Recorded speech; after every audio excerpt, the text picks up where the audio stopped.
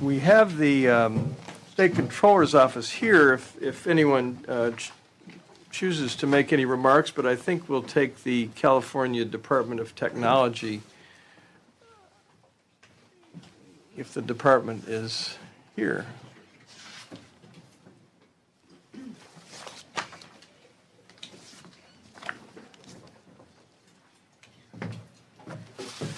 Good afternoon, Senator. Good afternoon, sir. Carlos Ramos, Director of the Department of Technology. I want to thank you for the opportunity to appear before you again and to provide a little bit of a catch-up. I enjoyed and appreciated working with the task force as they were doing their deliberations and when they published their report. I also wanted to take the opportunity to correct the record on a couple things because I think the committee may have been left with the wrong impression. As I was listening to the LAO's overview, there's a couple things that I wanted to correct the record on. In terms of the assessments, and specifically the assessment of the 21st Century Project, one of the things that the LAO didn't report was that was actually our idea. That was something we had requested when we suspended the project. Secondly, I think the SCO actually has done an internal assessment. In fact, it was presented at the hearing that you held in August. They submitted the report to you and presented it there. They can probably talk about that as well. In terms of our own assessment of our own process or parts in the, not only in terms of the 21st Century Project, but just in general in terms of how do we provide oversight and what efforts have we undertaken in that regard? We've actually done a couple of assessments of our own. One, it's not published yet, but we went out and actually commissioned somebody to do a lessons learned effort across the entire state project portfolio and come back and bring to us what do we know about what causes projects to trip up. I have spoken about that publicly. We do have a draft report of it, but more importantly, beyond doing just the report, we've actually implemented many of the recommendations and many initiatives and efforts to address some of the issues that we found through the assessment. And then finally, when we took down the other project, the Department of Motor Vehicles project, around the same time frame, we also required an independent assessment be done then. That assessment was completed. It's been published. It's been shared with the legislature, and it had a very extensive section on it that specifically addressed the oversight role of the Department of Technology and made recommendations there. So my only point being that there has been actually a number of assessments, and beyond the assessments, we've actually undertaken a number of initiatives and reforms in response to what we found in the findings of those assessments, and I'm happy to talk about those. I think the most significant one is our reform of not only IT procurement, since we inherited IT procurement, but also the way we review and approve technology projects. We're calling it our life cycle approval process. We announced actually in September of last year, and I'm glad I brought the technology policy letter that actually announced it, the new approach to reviewing technology projects. And the first stage of it was a section that focused on specifically restructuring the information technology approval process to improve the quality, value, and likelihood of success of technology projects being undertaken in the state of California. And that first stage is specifically on business analysis and understanding, the business side of a technology initiative before it ever gets approved, which gets into business process reengineering. Understanding what changes need to be taken on by the business side of the house, assessing the capacity of a department to take on and successfully deliver a technology project, and including looking at things such as governance. Do they have a good governance structure in mind? Do they understand what business problem they're trying to address? Are they willing to devote the level of resources and the skill sets that are needed from the business side of the house to help design and implement a technology project? And are they willing to undertake the sorts of organizational changes that are required to make a project successful?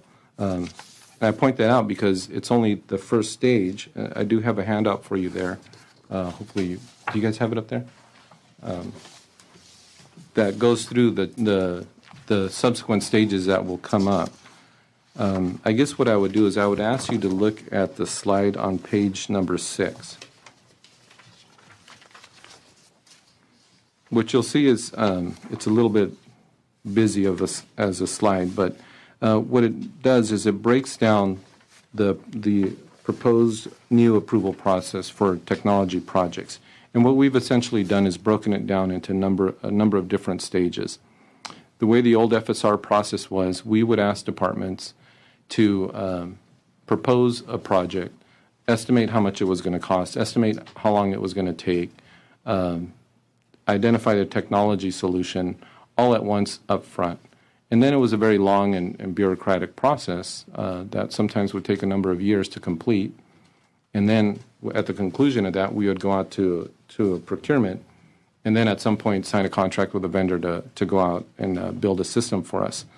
What it required departments to do was to make estimates and put forward proposals, oftentimes years before they went out to test the market, years before they engaged the private sector to be able to come in and provide us cost estimates or schedule estimates that were more realistic.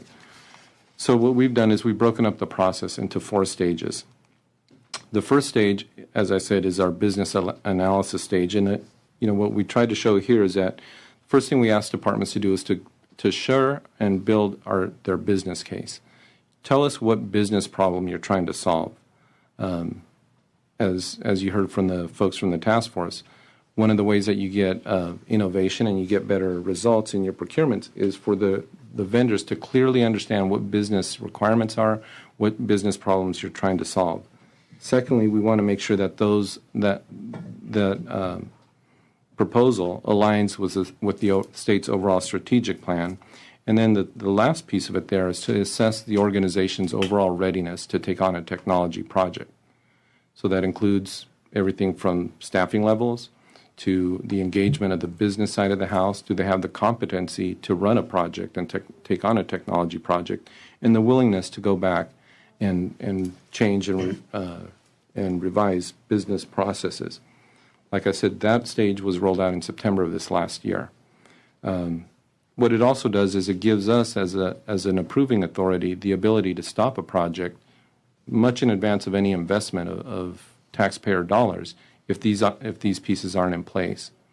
If we at that point we decide, okay, the department has made its business case, has established itself and demonstrated that it has capacity to take on a project, then we'll let them go on to the next phase of the process. That's the point at which we begin to identify alternatives and the sorts of business and technology models that they should be looking at. Once you have a clear understanding of what your business requirements are, once you know, are you going to be changing any of your processes, then you can begin to look at the technologies. Again, if there's a misalignment there, then we also have the ability to put a stop to it there. Again, before we've invested any money or much money in it. If the department is able to make its case there, then we go into the analysis of how do you actually go out and procure the solution. Now that we have an understanding of what your business processes are, now that we have an understanding of what problems you're trying to resolve, and a better understanding of, are you going to develop a new system from scratch? Are you going to buy a commercial off-the-shelf system and some assurance that it's going to match up? Then we go out to look at the procurement and what is the model for procurement, including looking at things such as some of the alternative procurement models that the task force has recommended. Before we go to 3, you can finish with 2, and I want to go back and ask a couple questions. Sure. Well, we can do that now. So, in the business analysis piece, I think you used the phrase, determining whether the organization is able to take on the project or something like that.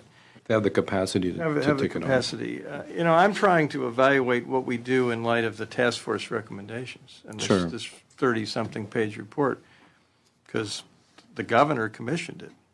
So presumably the governor and the administration have bought into the task force process, and so the task force recommendations certainly should be given serious consideration in what we do and how we move forward. And so in stage one, I hear you, and I guess we, us, looking at the agency as the agency's capacity to do a project as opposed to considering whether we should centralize information technology activity and procurement in your department, for example, or something similar to your department, so that it's not a determination of whether the agency has IT people who can do the project.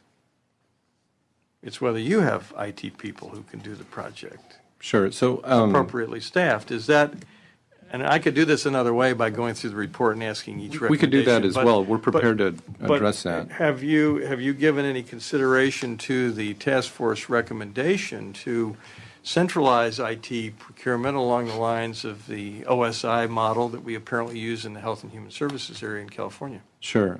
We have given quite a bit of consideration. And in fact, it might actually be better to go through recommendation by recommendation, because what you'll see is we've done something in almost every one of these. Okay, well, I'll let you get through. Well, let me ask one other question on stage two. Sure. I didn't hear anything about re-engineering. Well, that if you'll look at the chart there.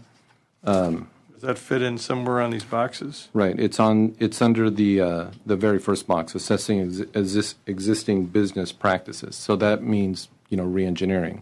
So because that's what we didn't see, my perception, on some of the procurement that this subcommittee has looked at. Sure. Yeah, and we were trying to adapt commercial software to legacy systems and legacy functionality, which resulted in a disconnect, which further resulted in change orders, my non-IT perspective, Sure. which further resulted in additional expenditure of time and money. No, you're absolutely correct. When we went out and did our lessons learned exercise, we cataloged, and through our own oversight efforts, we've cataloged the common issues that trip up projects. And that is one of the common ones, is a failure to not only reorganize or rethink and re-engineer business practices, but even when a system comes in, a new system, a failure as an organization to change the way that you process your workload, or a failure of getting an organization ready to accept the change of a new system.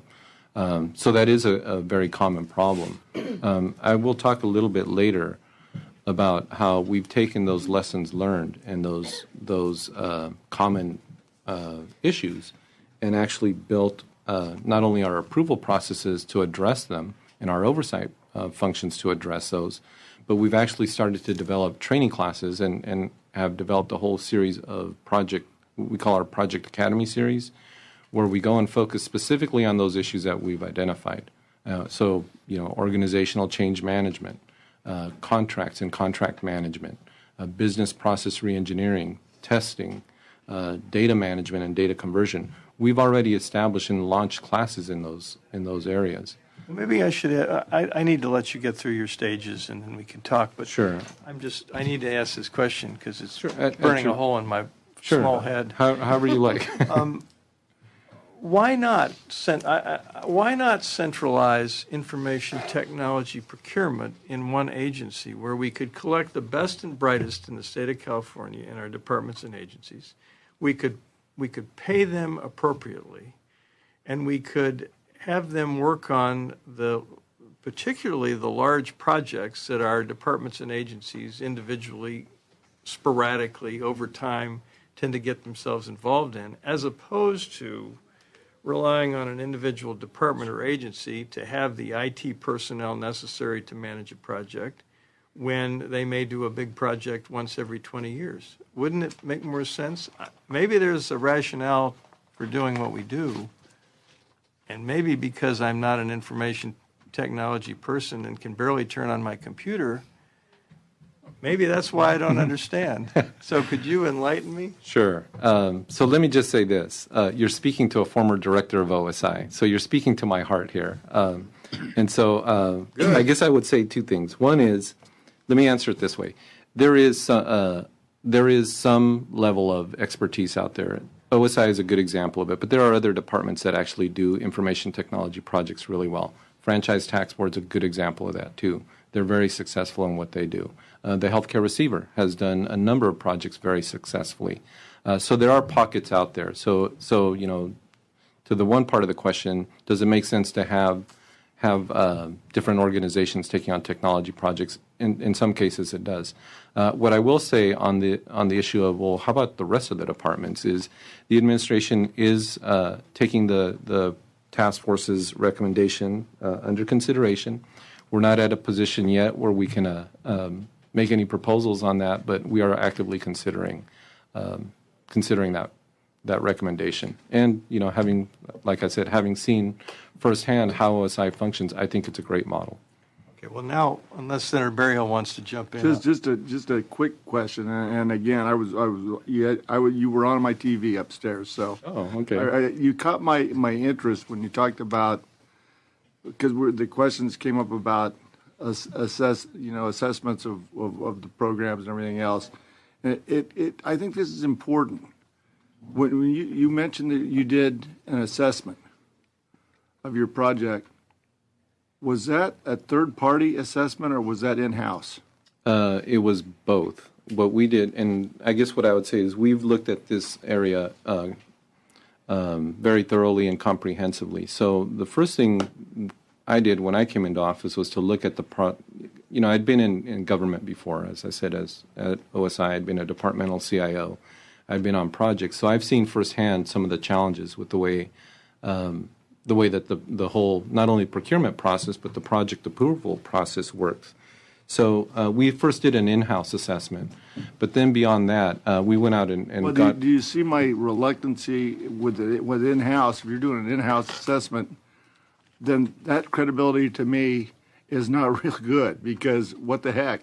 You're always going to say, hey, everything's good. Actually, we didn't. We came back and said, no, everything is not good, and that's why we made some of these changes, including changes to the approval process, changes to the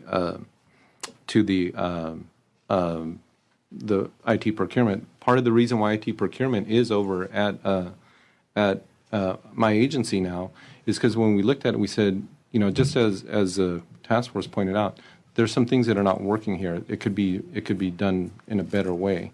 So our conclusion was not at all that, hey, everything's great. Secondly,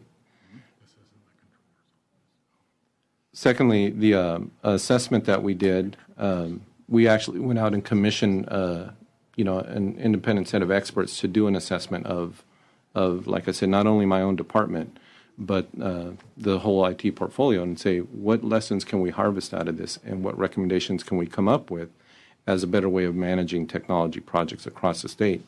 Was the controller's office, was that self-assessed, or was a third party there also? We're talking about two different assessments here, okay? I'm talking about the assessment for my shop, my Department of Technology. So part of our assessment, we did go out and talk to the controller's folks and interview them as well. And that was, again, done by an independent set of experts. That doesn't at all meet my requirement for the independent assessment that I've asked the Controller's Office to do before we allow the 21st Century Project to move forward. So that's still pending, that's still out there, and as I've told the legislature before, and the Controller's Office themselves, that project is not going to be approved to move forward until that assessment is done.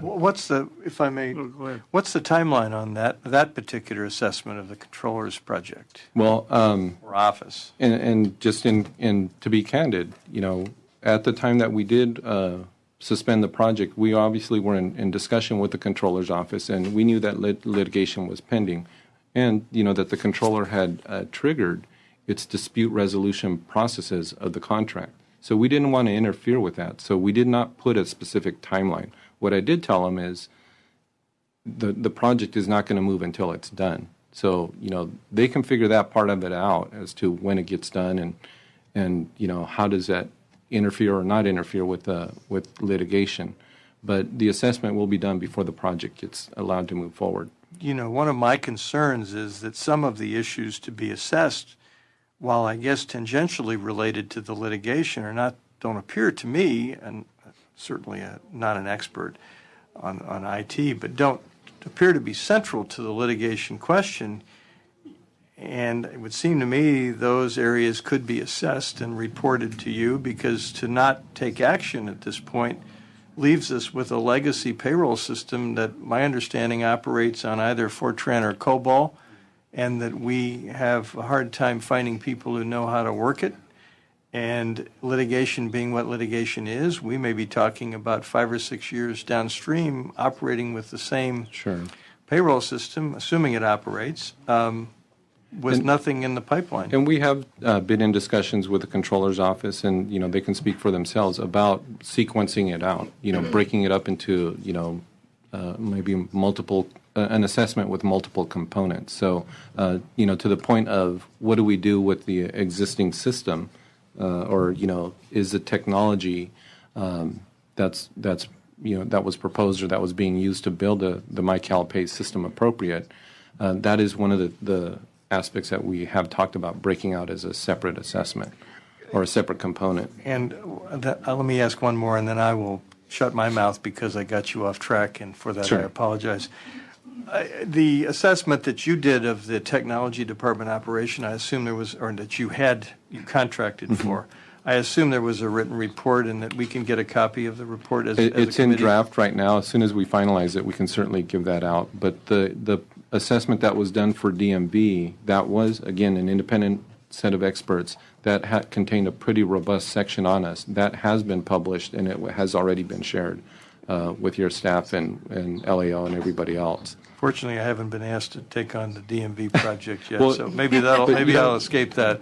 And if I can, I found that assessment very valuable, and I've told many departments, just cross out the word DMV and put your own department name and implement those recommendations, because the findings that they have really do cut across the technology portfolio. So to the question of, are we missing anything by waiting on the state controller's office assessment? We're not, in my opinion, because we've seen a common set of problems come up, and we're doing something about it already. Whether it's in changing the way we review and approve projects, whether it's taking on these training and project academy classes that are specifically built around the issues that we see cropping up over and over. And as we go through the task force's recommendations, you'll see we're doing something in every single one of these. So, and part of the problem, maybe I was not aware that you had requested an assessment from the Controller's Office on the 21st Century Project. So to the extent that you sent a copy of your letter request, it didn't find its way to me, and I apologize for that. But, we sort of sometimes operate with a full book of information, and sometimes it's a half a book. So. Sure. Well, and that was why it was important for me to get it on the record. It was in our letter actually suspending the project. That's where the request is, and that was a year. Well, whenever we suspended it back in January, I guess. And the LAO recommendation for a self-assessment of your operation is ongoing now, so that addresses that issue as well. Yeah, and as I said, we've been assessing ourselves from the beginning, and not only just saying, oh, that's an interesting finding. We've been doing things about it. We've been changing our approach to oversight. One of the big issues, which I think the committee touched on, is the skill set of the state's technology workforce. So we've launched and developed this Project Academy. We're actually now in our second year of putting on a technology training conference specifically on projects, on how you successfully deliver a technology project. It'll be coming up in June. It'll be the second time that we've done that. I just want to make sure that if we train somebody through experience on one of these large projects, somebody who's embedded in some agency that may never have another one for 30 years, that we leverage that training, that expertise, that experience in other projects throughout the state operation, and I'm sure you'll figure out a way to do it. I'll let you get back to your game plan here, and unless Senator Berrio wants to.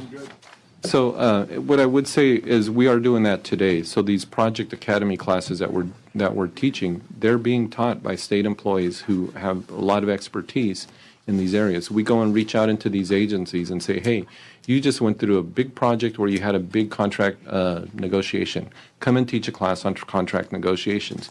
Or you've just gone through a process where you did a really good job of doing data conversion. Come and teach that.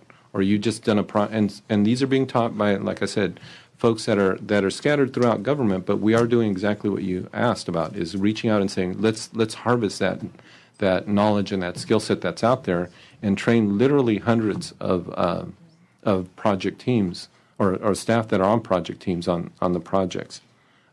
Anyway, let me just get back quickly to the project approval process. So, like I said, and this maps to, by the way, the task force's first recommendation. Their first recommendation was we should abandon the FSR process and come up with a new two-stage approval process that has more detailed planning and heavily focuses on the business side of it. Well, we didn't think a two-stage process was really adequate because it only gives you two places when you can stop or slow down or course correct. We thought it's better to do a four-stage process, have agencies do more upfront planning before you ever go out to procurement.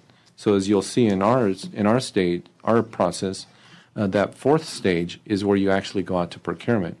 The other important aspect of it is we don't actually baseline a project schedule or a budget until that stage.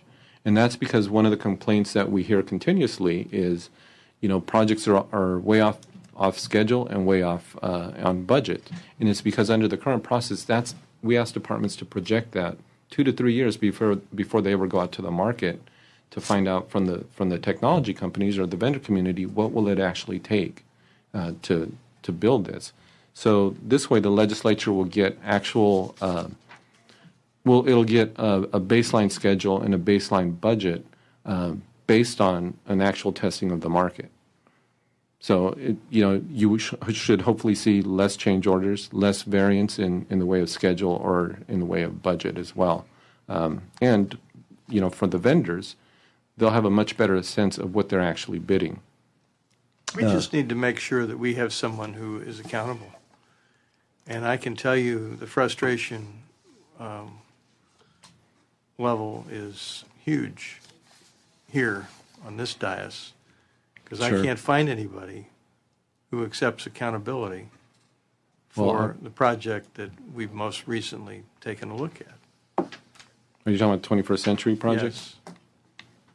So, I'm hoping, we can go through the recommendations, and I look forward to that, because I'd like to, we haven't seen any legislative proposals, any contract changes. I guess the state administrative manual, somebody does, and it's outside of our purview because it's the Administrative Procedures Act, but we haven't seen anything up here having to do with IT contract reform legislation that I'm aware of. Well, so if I can address that too before going into the, because you did ask the question, I think also I don't know if you asked LAO, but I know you did ask the task force.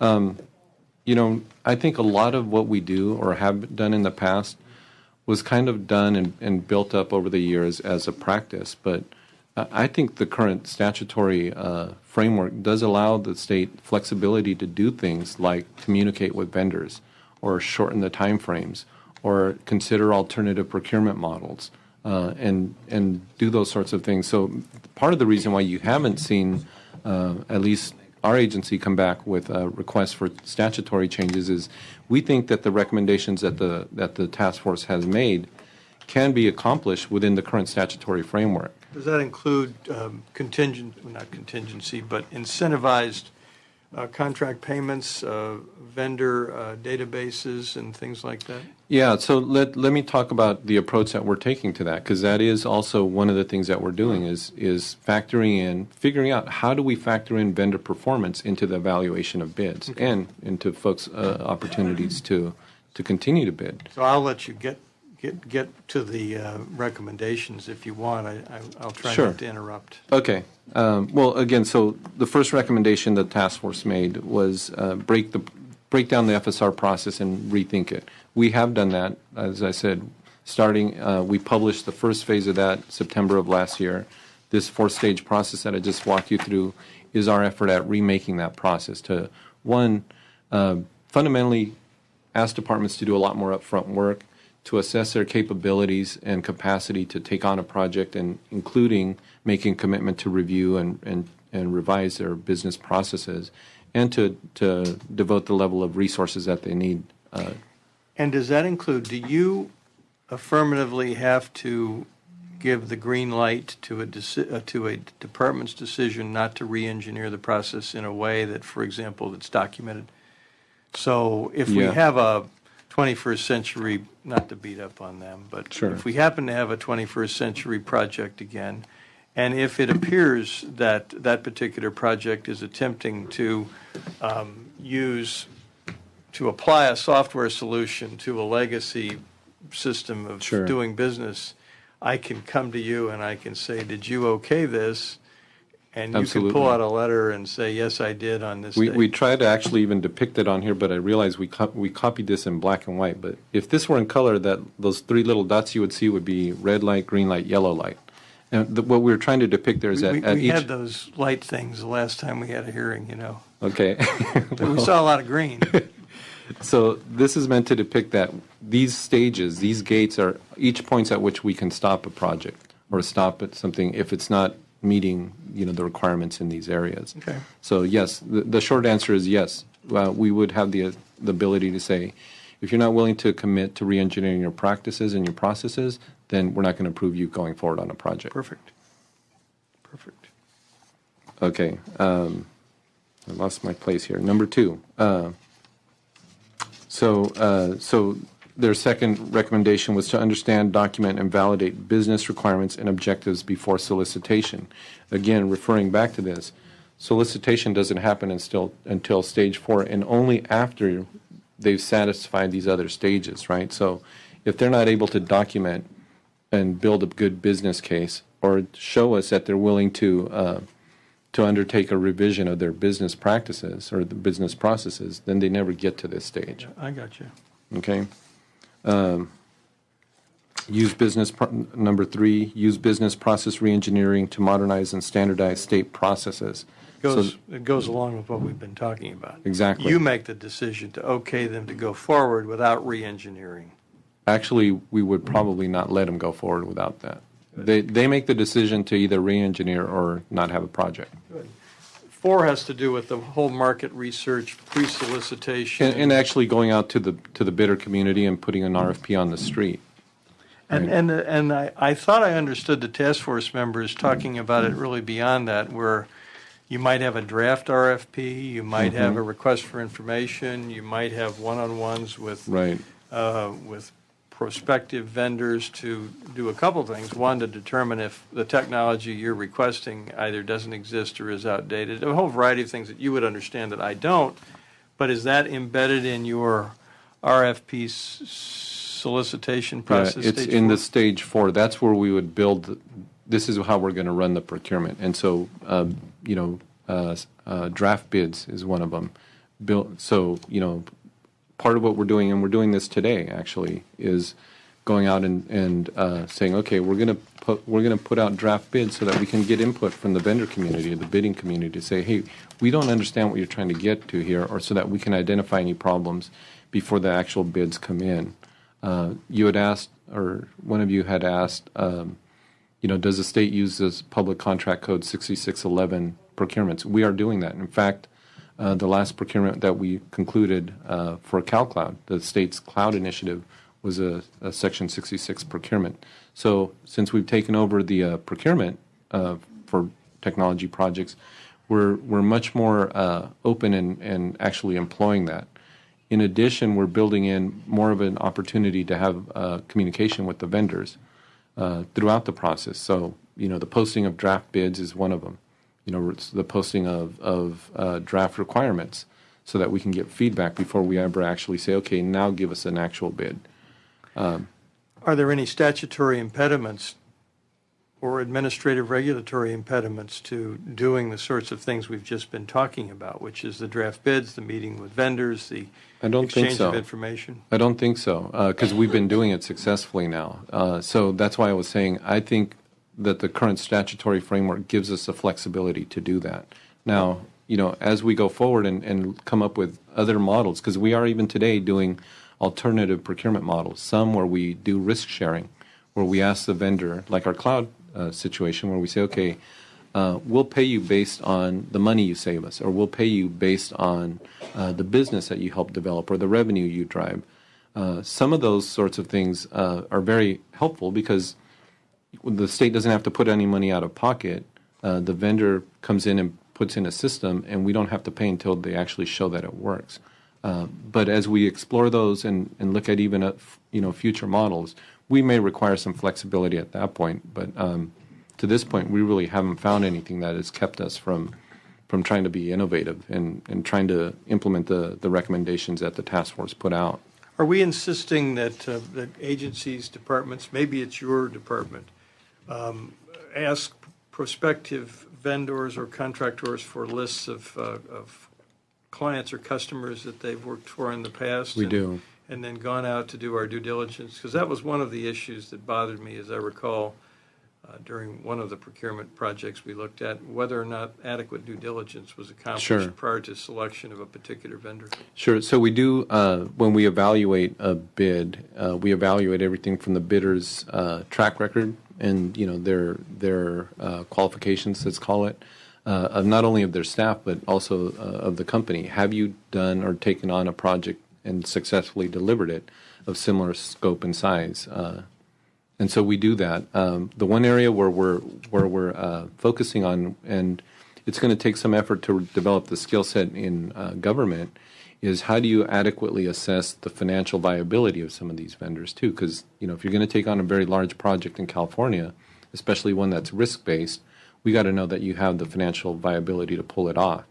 Do we ask for capitalization data?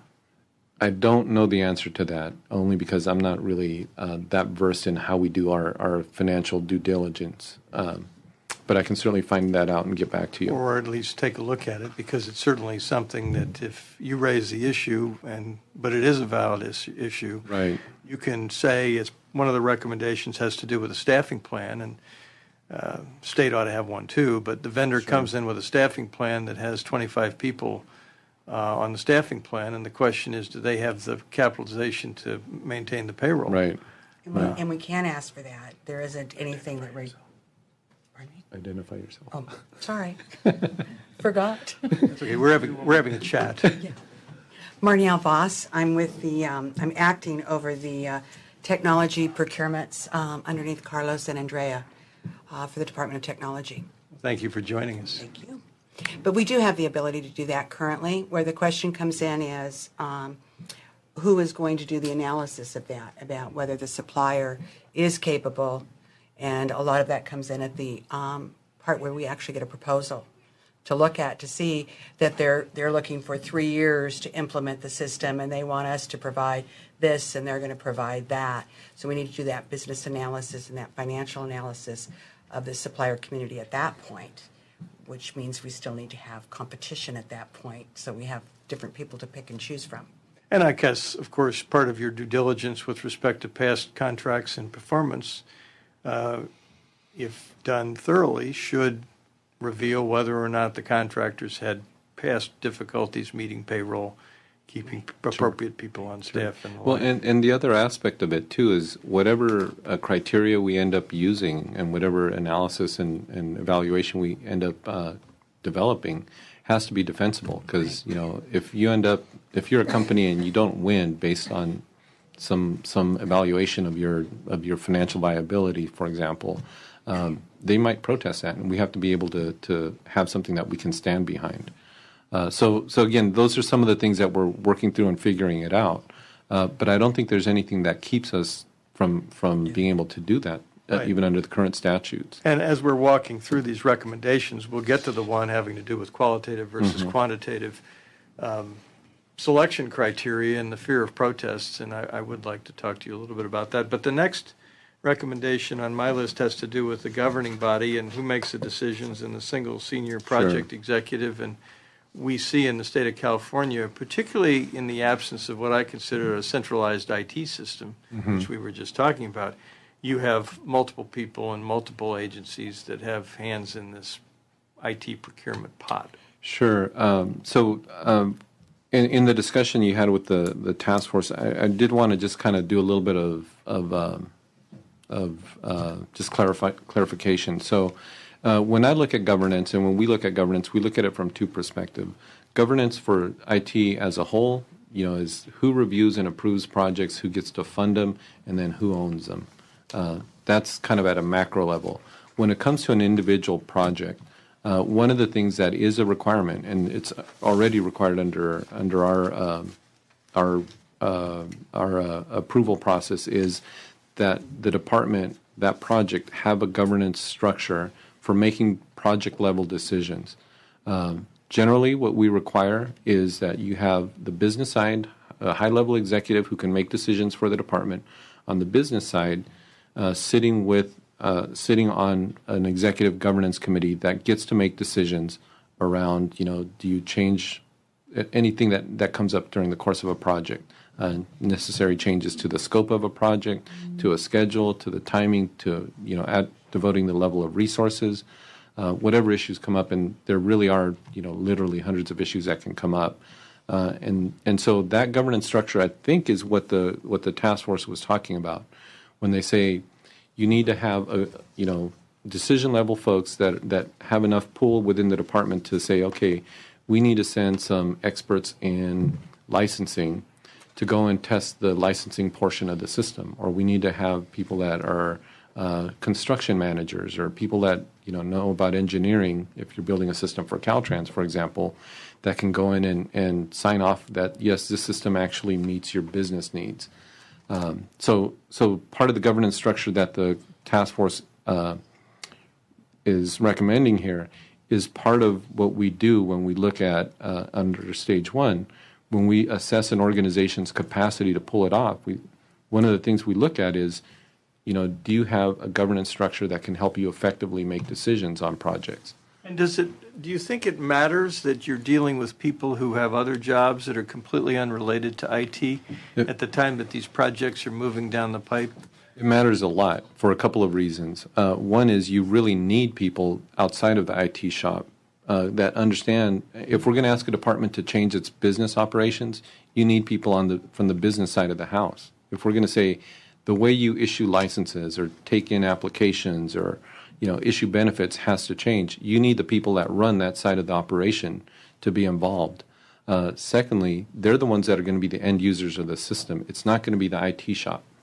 What's the difference between providing input, right, and controlling the process? I mean, you clearly need that input from the end users. I'm just wondering if in your experience you have seen situations where top-down direction from somebody whose focus is really not IT but is involved in the substantive operation of his department creates adverse consequences because...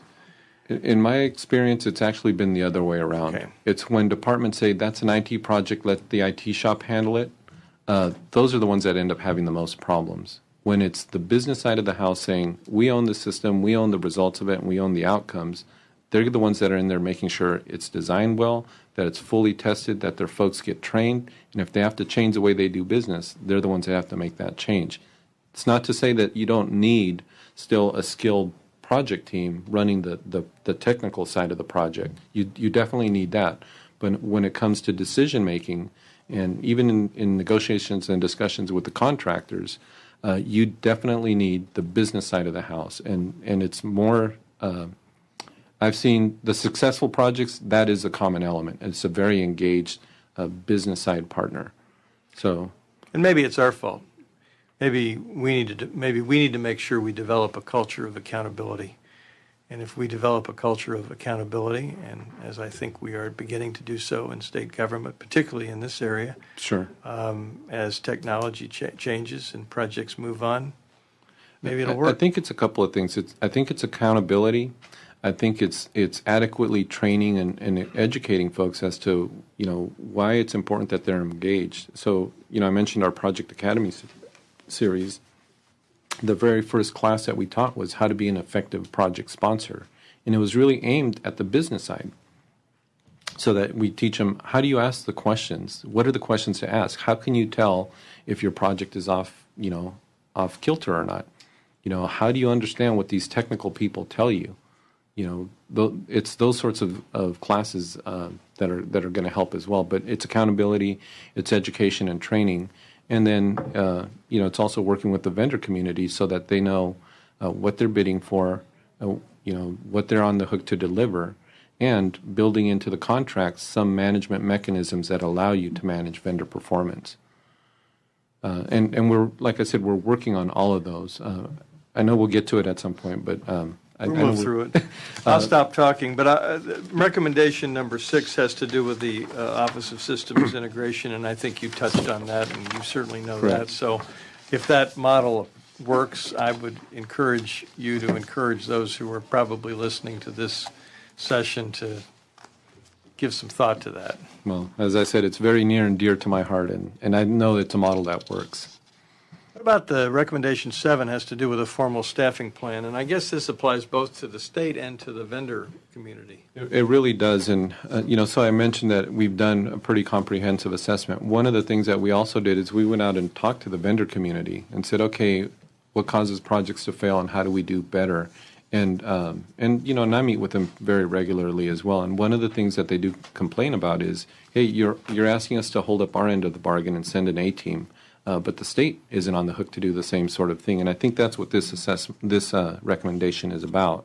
Why does the state? Why do we fall down? Would it help if we were centralized, or does it have nothing? Does it have little to do with that, and more to do with the fact that we're involving people who have other jobs to do besides? I think it has to do with both of those aspects. One is I think it would help if we had just a consistently trained and skilled cadre of project people on the technical side of a project. But beyond that, really what you do want is you want those folks that are the best and the brightest in the department on the business side of the house.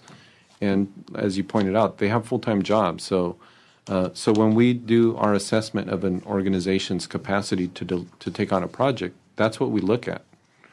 In that first stage is, are you willing to dedicate your best and brightest to go work on this project, and show us that you have the capacity to do that.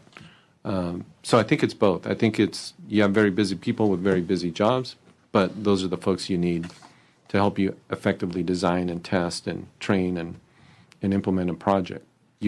And that may change depending on what we do in the state of California in terms of the way we organize the delivery of IT project management services. Even if we were to centralize and say let's take OSI and make that the project management office for the entire state. More likely your department, but or that'd be great with me too.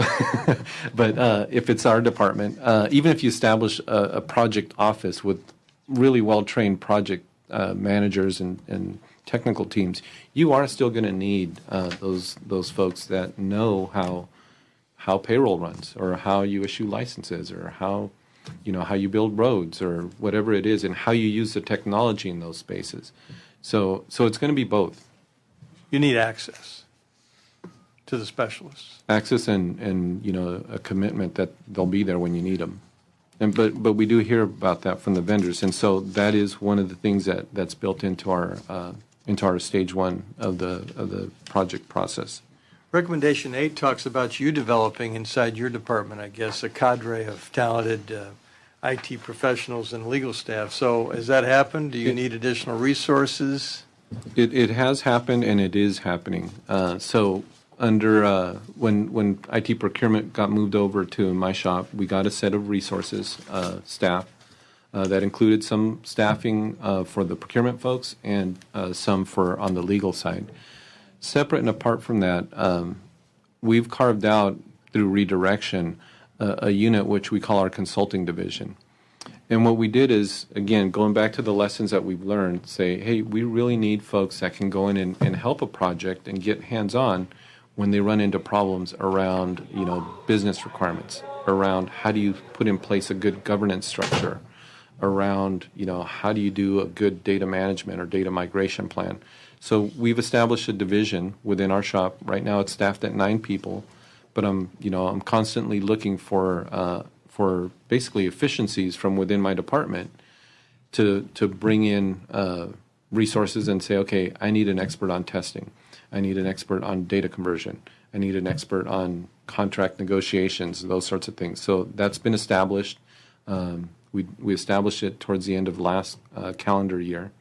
And so they have now been effectively engaged in going out to projects that are having challenges and bringing them back on board.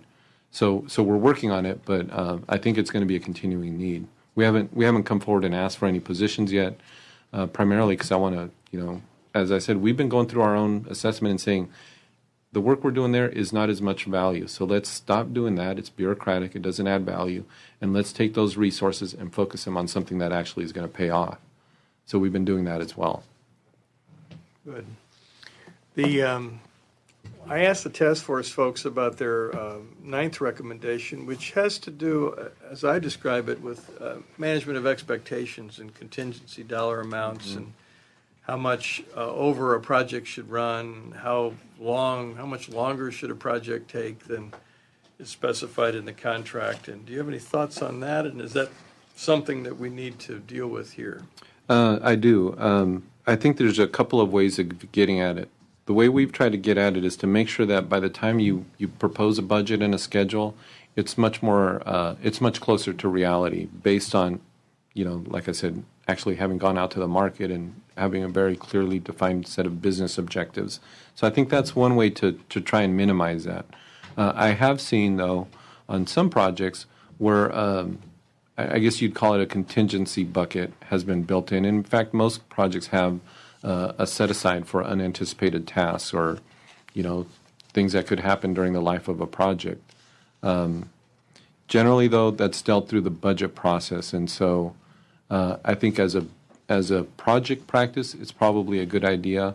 But in reality, what happens is oftentimes projects and departments have to go negotiate that with finance and with the legislature through the budget process. But I have seen it done successfully. I think their 10th recommendation calls on you to do an annual report to us or to someone having to do with your use of alternative contracting. I think that would be a valuable tool. What do you think? I think it would be, actually. And, we are already, as a state, using alternative contracting. The more recent examples of it, or the most recent examples that I can think of, are the CROSS project that Board of Equalization has under development. It's a procurement in process right now, but it's going to be one of those alternative procurements, and it's a risk sharing one, in which we're going out to the vendor community and say, come in and bid, help us drive increased tax collections and tax revenues, and you get paid based on the revenues that are generated. EDR over at Franchise Tax Board was another one where they did that, and that's actually been working great. I think they're at right now at 200% or 184% of projected revenues. So it's working well, and the project is going well. But I think as we do more and more of these, I think it would be valuable to say, okay, how's it working, and where do we need to tweak it? And perhaps you could take a look at Appendix E of the task force report. You may already have done so, I'm sure, to make sure that the various alternative contracting methods that the task force identified are permissible under the existing California statutory or regulatory framework.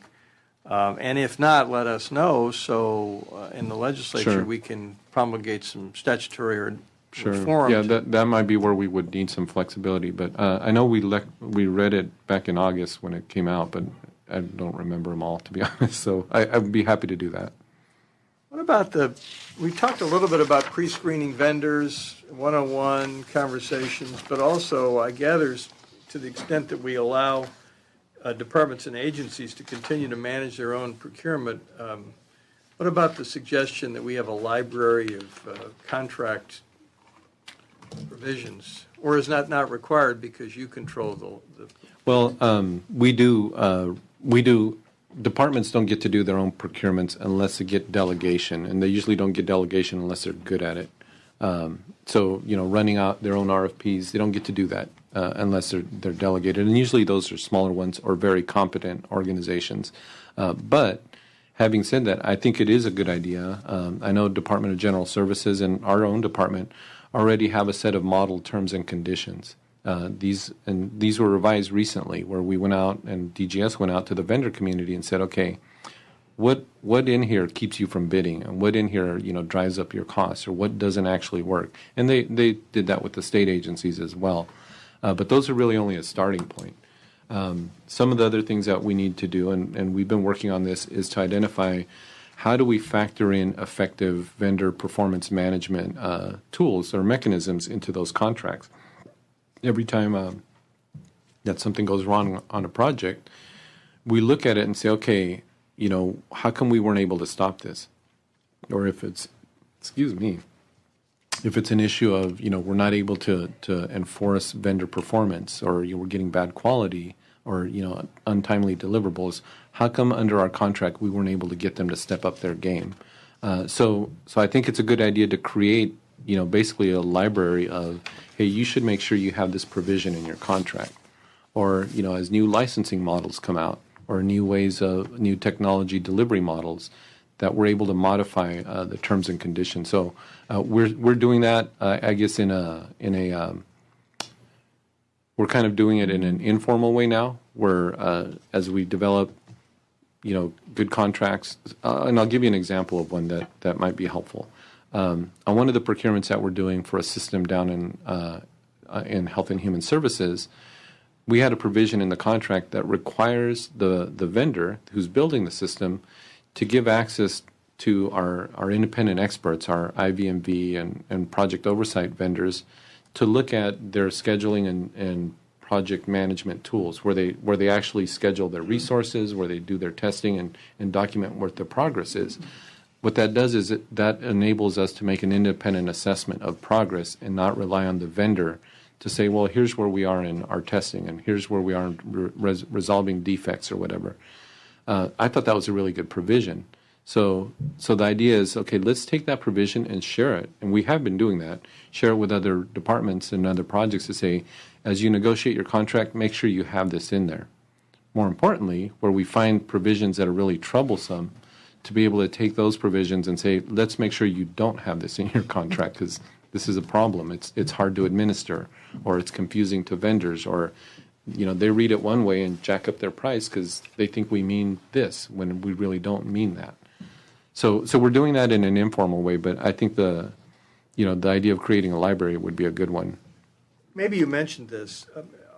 Is there any IT procurement in the state of California currently that is utilizing an incentive contract fee, where if the contractor brings the project in on time, on budget, or some version of that, the contractor gets additional financial? I haven't seen it on the IT side. I've seen it, in road building or bridge building, those sorts of things. And I'm not sure that that's necessarily the recommendation of how it would go about it. Some of the things, again, which I think we could do under our current statute is just, right now when we pay a vendor, we usually pay them based on deliverables. You deliver a certain piece of technology or a certain product that's required as part of the contract, and we'll submit an invoice and we pay you. What we do is we hold back some of that payment. It's called the holdback. And so I think either changing payment milestones or incentivizing them by saying we'll hold back less. The better your track record, the less we hold back. Or in some cases, where we're trying to disincent bad behavior, to actually put in sanctions like liquidated damages or the ability to increase those holdbacks. I think those are actually, what I've seen, those can actually be very effective management tools. And is that because IT contracts are significantly different than construction?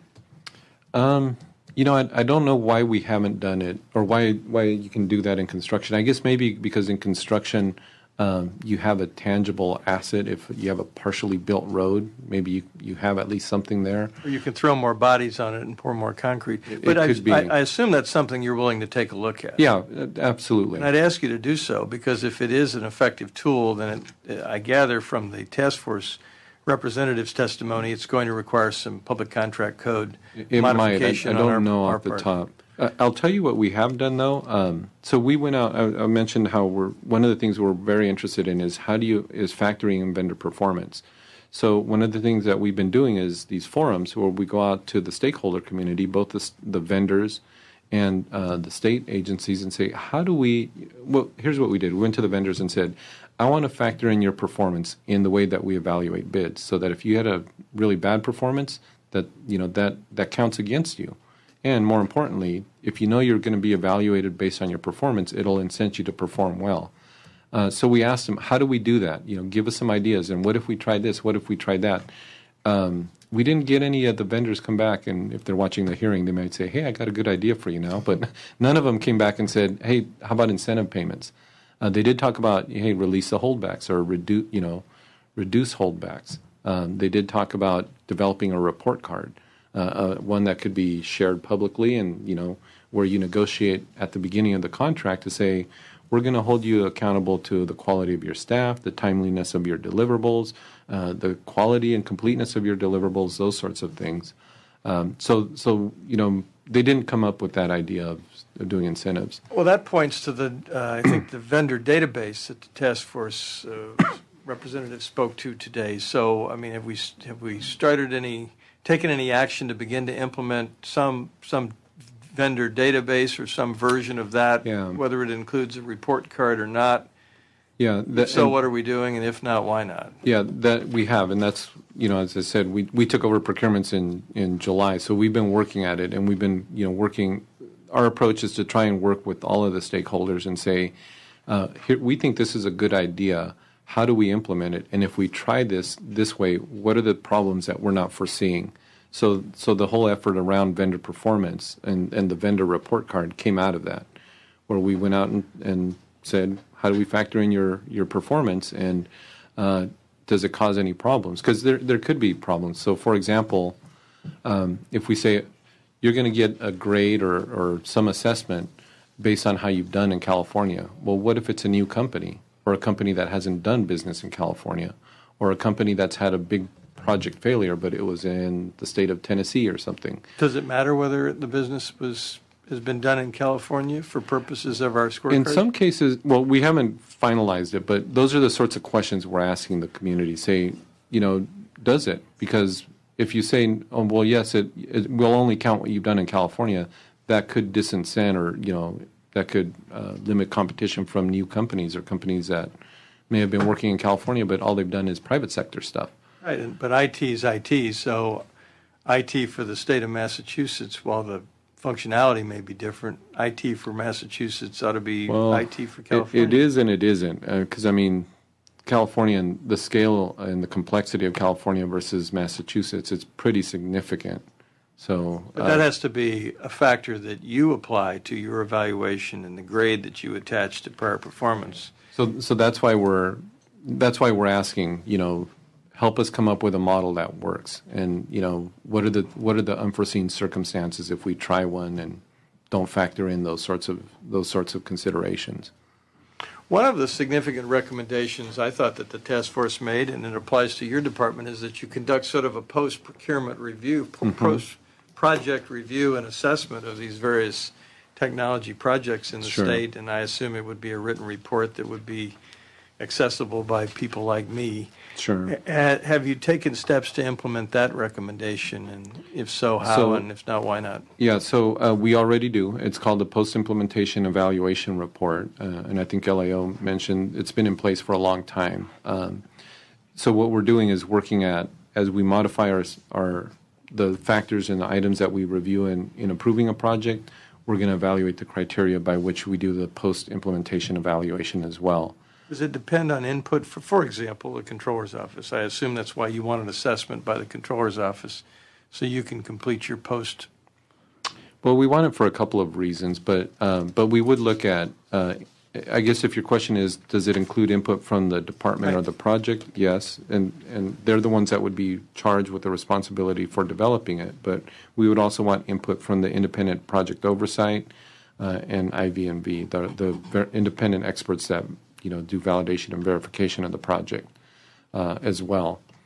But to the question of why do we want the assessment of the SCO project, we want to know what went wrong. We want to know, what lessons can we harvest from that, and more specifically, we want to know if the investment that they've made in the technology is this the right set of technology, and what do we do from here? Should we continue with that investment in technology, or do we look at a different technology model? So we want a pretty comprehensive report, and I think if you're looking at what sort of a scope, I would say look at the DMV assessment, because that was pretty comprehensive, and it included asking what did we do wrong, or how could we improve our game. And moving backwards from the post-project report, during the course of these IT procurement efforts, where the department or the agency is essentially running the show inside the agency. Mm-hmm. How does the Department of Technology inject itself into that process to make sure, for example, that if red flags are going up inside the quality control committee or whatever we call it, or the steering committee or whatever those various names are, I've lost the bubble on that. Governance structure, governance Right. committee. That you, as the Department of Technology, are made aware of problems at that point that you can hopefully then parachute in to solve. Sure. Is that an intelligent question? Yes, it is. It's a very good question. And so here's how we do it. First and foremost, through this process, before a project gets launched. But let's say once a project is launched, depending on the level of complexity, we might actually have folks embedded on the project doing oversight. And they would be akin to like your county inspector, right? If you're taking on a building project, the inspector comes in to make sure you're building the code, that you're following good construction practices, et cetera, et cetera. So part of what our oversight division does is to do exactly that, to go in and monitor and track and report on issues as they see them and how the project is doing. So they report to me, and they also report to the project team to say, and into this governance structure, which is why it's important to have high-level executives involved with it, to say, hey, we have some issues going on here, and to make recommendations as to how to make those fixes. Separate and apart from that, I meet every month with the departments, especially on the big projects, and bring them in and say, okay, let's review your projects and what's going on. So I take the information that my staff have shared with me, and we go through and say, what's the progress? What are the issues? What are the challenges? And what are you doing about it? And then I meet separately with the vendors. So if you're the project vendor on project ABC, I bring them in and ask them, what are you doing to fix these issues, or what's the issue here, and ask them also what for their assessment of what's going on in the project. And sometimes they'll tell me, well, this department is lagging, or their staff aren't adequately trained, or whatever issues they might be. And so we're able to work with the department and with the vendor to come up with solutions for those. In some cases, like I said, they need an extra shot of resources or an extra shot of expertise, and that's where the consulting division comes in, where we send those folks in on short-term engagements to go in and help the department address particular issues. So that's the way we do it. Well, I'm hoping, I look forward to receiving your self-assessment and also the controllers, because frankly, I don't remember ever receiving one that was very detailed, if I received anything at all, and certainly the people that testified that they really didn't know anything about the project because they weren't there. But what I recall from the earlier hearing that we had on that particular procurement project was that we as a legislature were getting the green light reports only a month or two before bad things happened. And I'd be interested in your self-assessment to see if you had folks embedded in the process, were they being told that it was a green light project when instead, at the very least, it should have been a yellow light project or a red light project? And if so, where the breakdown in the information flow occurred, not to point fingers, but just to make sure that we fix the problem on a go-forward basis. Can we talk, and I realize the hour is getting late, and you have been very, very tolerant, sir, given your position and the things that you have to do around here. Can we talk a little bit about qualitative versus quantitative analysis of bids? We touched on it earlier. It was certainly part of the task force recommendation at 13. And the fear of bid protests, and whether that's a culture in California that we need to address. Sure. So I guess what I would say is we do currently, both us and the Department of General Services, use both types of analysis and assessments in evaluating proposals.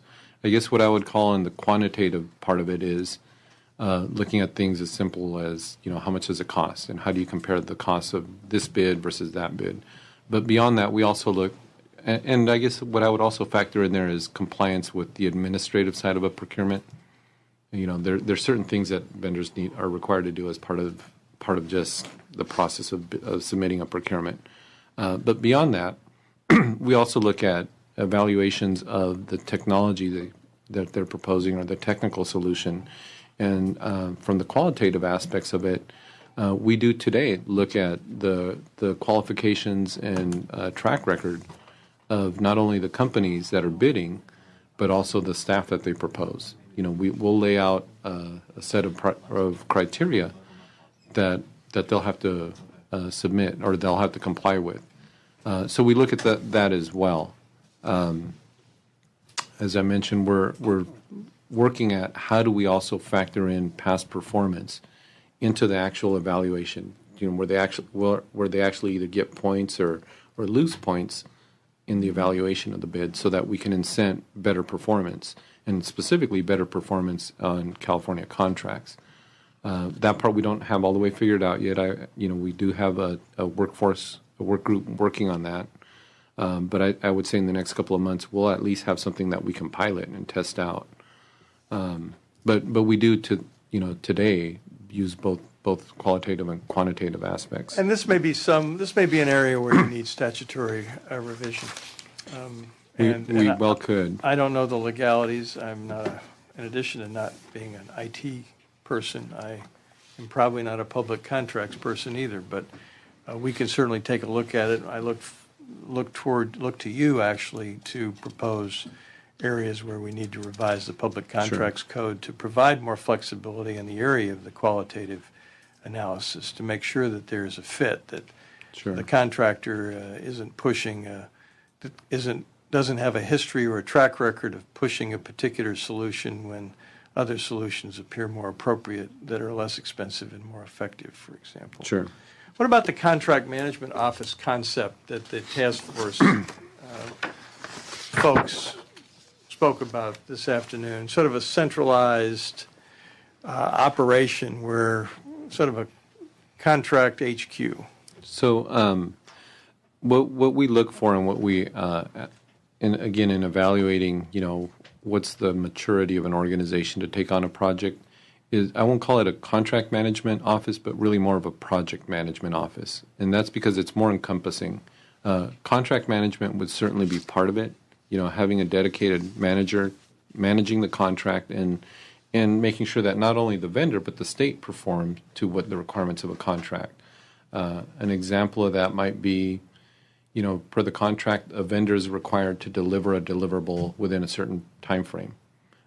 But it also may require that the state has so many days or such a period of time to review and make comments and get back to the vendor with a thumbs up or a thumbs down. A lot of times state departments fall down on that, and they start managing outside of what the requirements of the contract are. So the idea I think that the task force was trying to get to here is you need somebody looking at the contract and managing to it and making sure both sides live up to the terms of the contract. And that's certainly something that we support. And as we evaluate, whether we let departments take on projects, we want to see that as part of a project management office. The project management office would have other things besides that as well. So, for example, they would have to have a group in there that's focused on how you make organizational changes within the department. That's managing, changing everything from training workers to preparing, workers for when the system comes in. This is how it's going to affect the way you do your job. You're going to do it differently now. So managing that aspect of it, and it includes everything from communicating outward to say, look, in 2 months we're going to be testing the system, so you guys need to be ready to come in, and we need to know that you've developed some really good test scripts or test cases that we can run through the system, or you need to really focus on cleaning up the data in your old systems because it's going to be transferred over in 2 months. So there are other aspects of what would be in a project management office, but it would include contract management. And so it's a recommendation we support, and one of the things we look for today when we review and approve projects. But it's not a function that the Department of Technology currently performs. We don't do that on the projects that are out there. The centralized function that we perform on the contracts is in the procurement phase, to make sure that specifications are clear. Specifications that they're using a model contract or the right terms and conditions. Once a project is in flight, that really needs to reside with the organization managing the project. Now, in the case of OSI, where they manage the projects for other departments, the contract management function happens at OSI. So presumably, if there is a big state central technology or project management office, you would have that there too. And if that happened to come about, do you have any idea or thought as to what increase in staffing you would require in order to perform that function? The way that it works today in OSI is essentially the level of resources that would normally have been, let's say it's a department of mental health or something, or department of healthcare. If the resources that would have gone over to healthcare to run the project, those resources are redirected to OSI. So it would be the same level. Now, you do harvest some efficiencies out of having a centralized office, right? So presumably some lower level of staff. So it really varies based on the size of a project. Well, I would assume, without really knowing, that the skill set necessary to manage a large-scale IT project, whether it's for the controller or DMV or EDD or anybody else, is a different skill set than the skill set needed to deal with the day-to-day IT issues that crop up inside the department. Day-to-day operations. It is. It very much is. So to the extent an agency has somebody with the skill set necessary to manage a large IT project, at least some portion of that skill set sort of wasted a lot of the time. I don't disagree with you, and in fact, they are fundamentally different skill sets. They're both very important, but they do different things. And in fact, what happens even at OSI, a lot of times they'll get position authority, and then they fill those positions with by recruiting and filling. If a department has somebody with project management experience or somebody who's a good contract manager, they might move over to OSI into the appropriate position. But in reality, that's what happens is you get a mix of staff who have certain skill sets, and you get position authority, which you then go out and recruit and fill. So, Director Ramos, I have, before you pass out, I thought I'd close it up. Have I failed to ask you any questions, or have I failed to give you the opportunity to address any issues that you care to address? Well, only not really. I don't think you failed to ask me anything, but I did want to, like I said, point out the report came out in August, 8 months ago. And so we've been working very diligently since then, and actually even before then, to implement the recommendations. So I think what you will see is that we have done something in almost every one of these areas and have more yet to do. But fundamentally, that's based on us looking at what's working and what's not working in the technology portfolio, either through our own assessments, through the independent assessments that have come either from other projects or that we've commissioned, and just through our own, ongoing oversight. So you have seen some changes. You will see more. We're in the process of making changes to the procurement process as well. We've done earlier. Senator Berryhill was talking about, breaking up big procurements into smaller procurements. We've done that.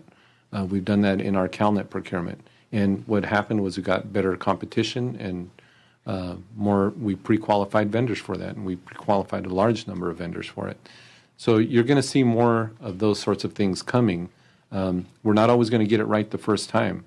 So there'll be times when we try something and it doesn't work, and we're going to have to come back and tweak it. So we'll try to be very open and honest about that, and we would just ask that you give us a latitude to try and be innovative and to not always get it right. We don't get it right over here, so I wouldn't expect you to get it right either all the time.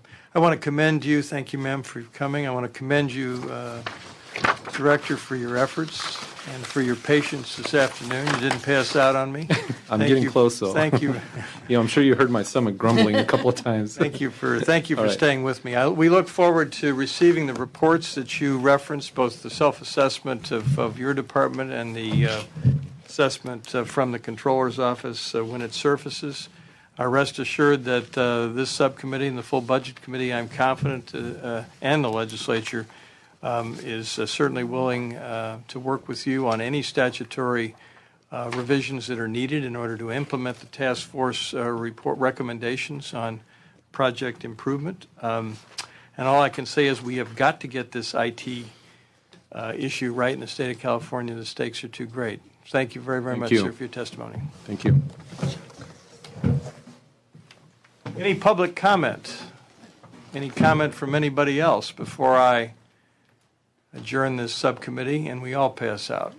Anything? Yes, ma'am. Absolutely.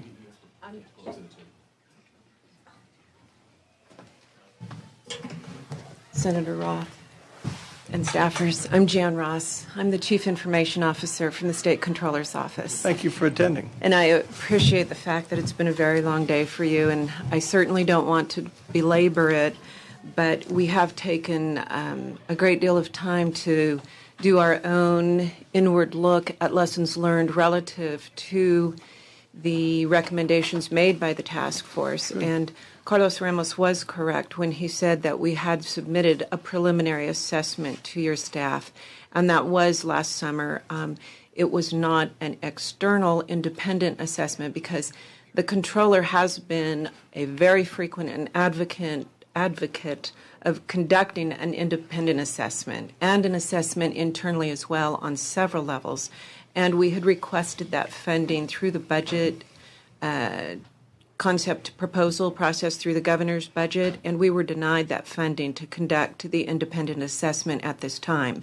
And in fact, when we were denied, DOF originally said that they would support the legal funding but not the independent assessment. They have since reversed that position and come back and said we should be funded for both. And as soon as we have that funding, we are very interested in conducting that independent third-party assessment. And the controller has frequently said, as he's advocated from the very beginning, from the time that we released SAP, that he wants to know if SAP is the right COTS platform. He wants to know what's salvageable. He wants a fit gap analysis done, and he wants to analyze the state's business processes, including those that require bargaining and statutory authority, and analyzing the scalability of what our investment is now and how it would meet that. So I think that's a great idea. In fact, I commend the controller for being interested in doing that, because I do think that there are aspects of the self-assessment that can be conducted, the product of which would be very, very valuable in not only assessing what we do in the controller's office with the payroll system, but what we do in other departments without jeopardizing the ongoing litigation and the issues that are present in that, whatever those are. We agree. So I look forward to getting the finalized self-assessment report covering the issues that you've addressed and the issues that have been suggested by the LAO. And we hope that that's approved in the governor's budget, and we can begin that immediately upon approval. That's probably this subcommittee, I would think. So if it isn't, I will investigate, and if it is, excellent, we'll be talking about it. Okay, thank you very much. Thank you for your time. Yes, Tony sir. Davidson, Project Director. I just want to clear the record a little bit with accountability, because as the Project Director, there's 150 staff that worked for me on that project, and accountability rests with me. You weren't around, though. I wasn't around from the outset, but I've been here for the last 2 years. And so if I could just explain briefly what I went through, and I'm glad that Director Ramos had shared that his staff were embedded in the project, both his staff, his independent oversight, as well as independently contracted IB&B. Those folks had free access to anyone on my staff and the vendor staff and any meeting where the state and the vendor met at. So they sat in on everything. They also reported directly to our steering committee as well as our project management. So if issues arose, they were addressed all the way up to our steering committee, sometimes not to the satisfaction of everyone involved, but we would go back to our contractor. And if SAP addressed the issues to the satisfaction of project management, then we moved forward. With regard to going forward on the project, after testing, before we went live, there were 322 separate go-live items that we'd been tracking. Okay, 99% of those were green and ready to go from both our customers and our business partners, and we went through reviews of that at the project level, and then at the executive project level, and then at the steering committee. And Director Ramos was there as a non-voting member, as well as IB&V in the independent oversight. At that time, we were green-lighted to go forward. I had no objective information that I could say, stop, this project should not go forward.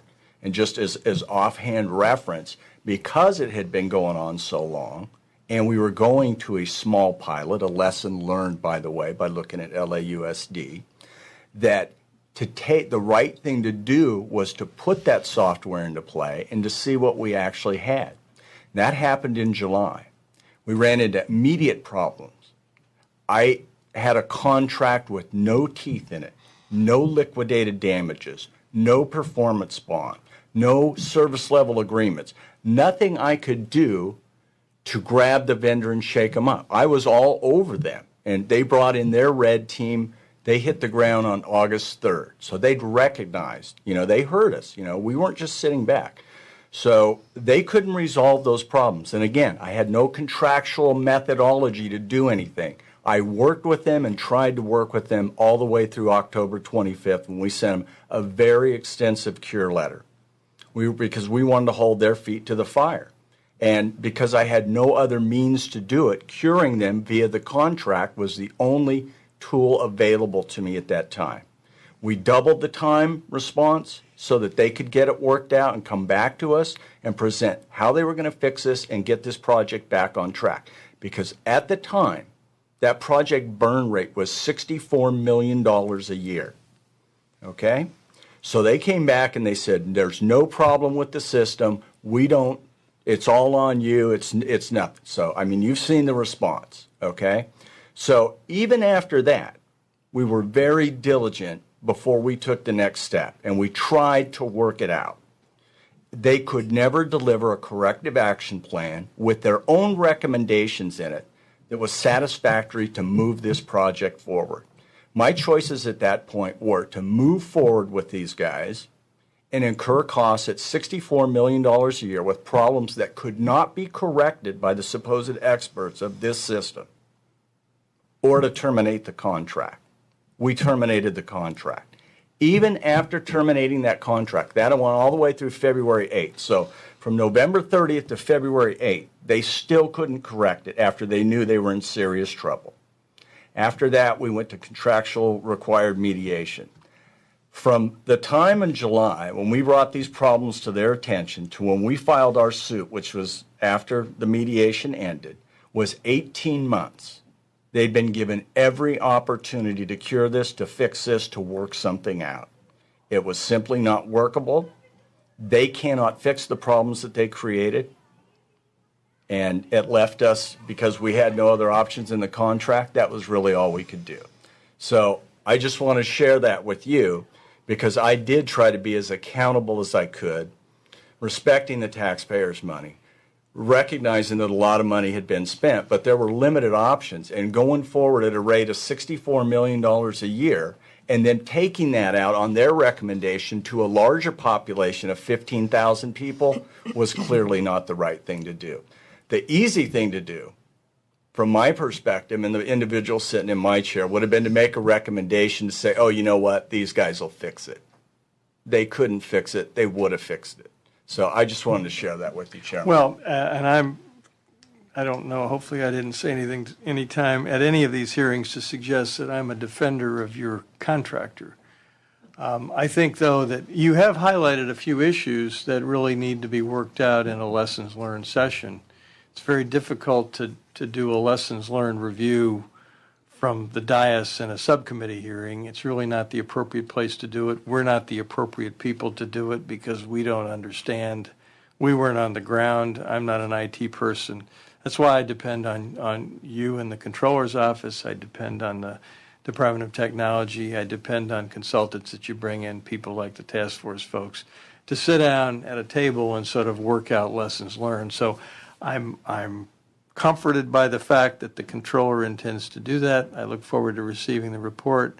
I know you'll be participating. You referenced some very interesting points on contract provisions that didn't allow you the appropriate tools to enforce your contract, to bring about corrective action, to ensure appropriate response and contract performance on the part of a contractor.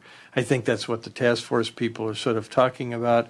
So hopefully you will get I'm sure you already have it, the task force report. You'll sit down with the appropriate people and at some point have the kind of conversation that gives us a list of what I call lessons learned.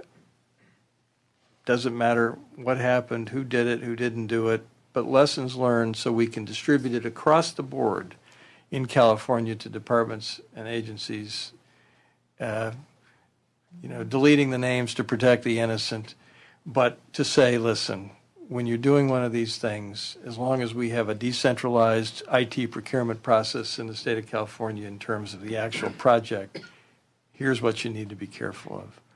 And it's a shame that somebody has to be the one to learn the lessons, but that's how it always is for all of us, regardless of your field. So thank you. Well, Thank you, Chairman. I would like to say that is the reason that the controller and the governor commissioned the task force, is because they realize there is so much at stake, and there is a great wealth of lessons learned. And I'd be happy to come back at some other time if you want to hear what we felt were the most salient recommendations relative to our experience. Well, I hope you put them in a report. And I We realize will. that we may get two versions of the report if litigation's ongoing, and there probably are certain things. But as I indicated the Certainly. last time we had one of these sessions, I would think that now that we're in litigation, the positions have sort of solidified, and they're being stated in the form of answers to interrogatories and depositions and everything else. So at least those positions ought to be capable of being inserted in a lessons learned report. Well, and one comment that I would like to make when you've talked about the timeliness of an assessment and the idea that we might lose relevant project resources, or how we would manage them if they are centralized in an OSI model. I just would like to refresh you, or maybe you will recall last week when we were listening to the testimony from Fiscal and some of our other budget proposals, we talked about these positions being funded as limited term positions. So for our enormous project, those positions are only funded a year at a time. And it's very difficult for an incentive to hire and attract the right people when they know, as you said last week, that job may be ending in a year. And when the project was suspended and our request was not funded for the assessment, we were downsized, and our funding was restricted just to those people that can support the legal effort. So those people that are most skilled in these project areas immediately abandoned ship, and many of them have moved on to the Fiscal project.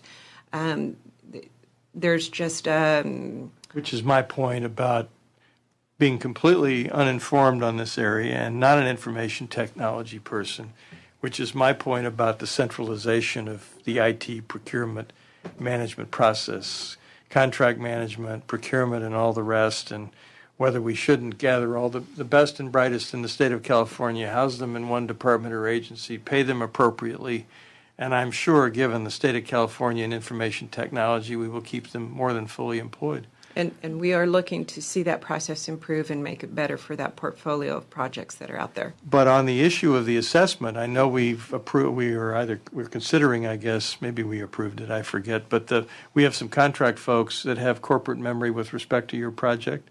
I'd certainly like to see the assessment take place, at least as to their corporate knowledge, before they disappear and go someplace else, and we lose the ability to capture what you don't know because you weren't here, sir, and what you may or may not know, ma'am.